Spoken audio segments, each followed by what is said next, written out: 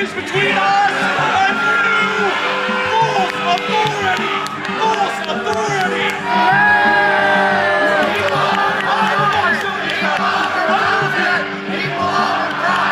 On Monday, hundreds of angry residents came out to express their opposition to Kevin O'Leary's proposed data center in Box Elder County, Utah, only to be told commissioners weren't taking comments. Why won't they let people talk? Why won't they let us ask questions? From now on, I will tell you, you continue. I have law enforcement here who will remove you from the meeting.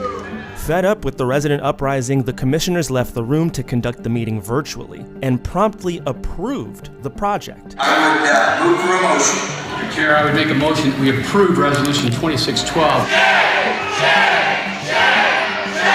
At 40,000 acres, it would be the largest data center in the world, consuming more power than the entire state of Utah. I'm actually here to support good governance, which this wasn't. We actually have a 5-year review process for this kind of stuff in the past. This was pushed through in 5 months. This data center would just mean more suffering for me and everybody else that lives here while a couple of rich jerks line their pockets. It's my understanding that the guy that is behind all of this is from Canada. I don't understand why Utah is letting a Canada company come in and take advantage of us. The biggest concerns really are about water usage, broad environmental impacts, and then the fact that the state is basically giving an out-of-country developer a tax break, and we're subsidizing corporate profit with public resources, and I'm just not okay with that. They're going to poison our air, and they're going to create a heat island that's not going to be good for us either. We're already in the middle of a terrible drought. Residents are also concerned that the data center could drain water from the Great Salt Lake, which is already suffering from declining water levels. It's important that we place this within the community, that we place it within the scientists who know how this will affect the Great Salt Lake, not in bureaucrats down at the Capitol. Why do they think that they can do the studies afterwards when everybody else has to do studies beforehand? We already have 53% of the lake bed exposed, and that lake bed is